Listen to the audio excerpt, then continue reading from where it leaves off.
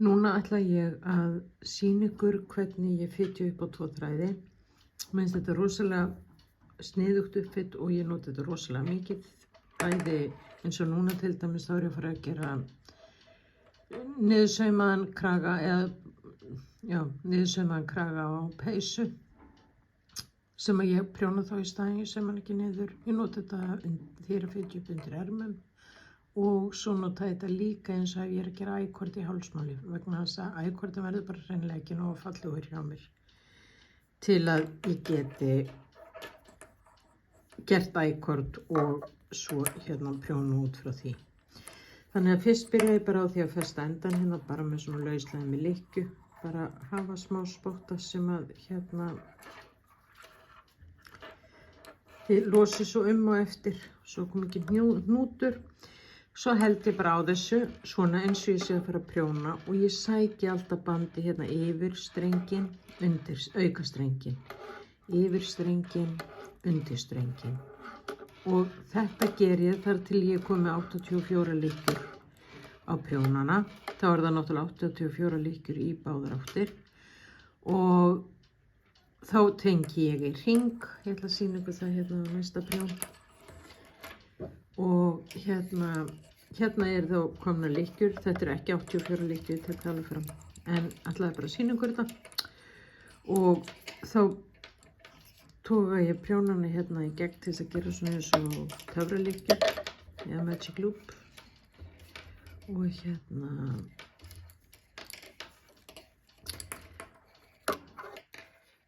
og svo á ég að prjóna lykkjurnar af prjónunni hérna það sem slaufanir, eða lykkjan eða hvað það heitir. Og þetta er dálítið þröngt hjá mér, allt saman, eða svona, já, fyrsta umferðin er stund dálítið stöf. En það er allt í lagi, já, því maður sleppi við að sauma. Og það er bæði hægt að hafa þessa lykkju hérna á, eða bara losa hann upp og byrja að prjóna. Og núna á þetta að vera stroff, þannig að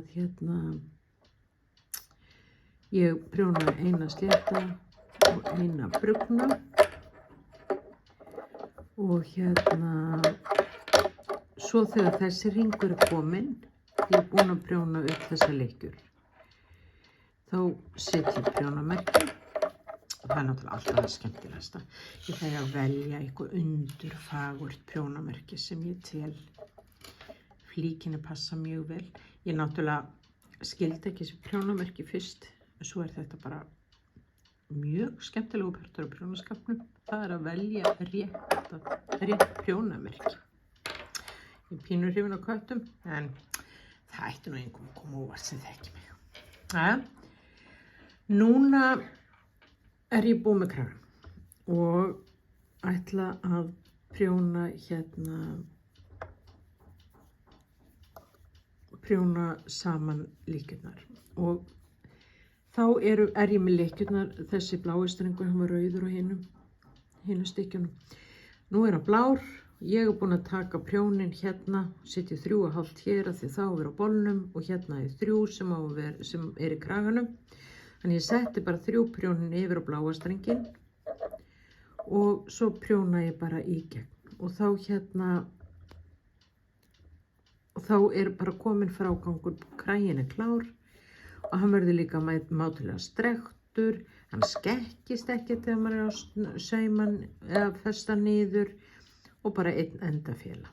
Þannig að þetta er alveg ótrúlega hagkvæmt að nýta sér þessa aðferð. Þannig svoleiðis er það. Og svo bara held ég áfram út hringinn og prjóna bara alltaf 2 lykkjur saman. Og þá á þetta að ganga upp.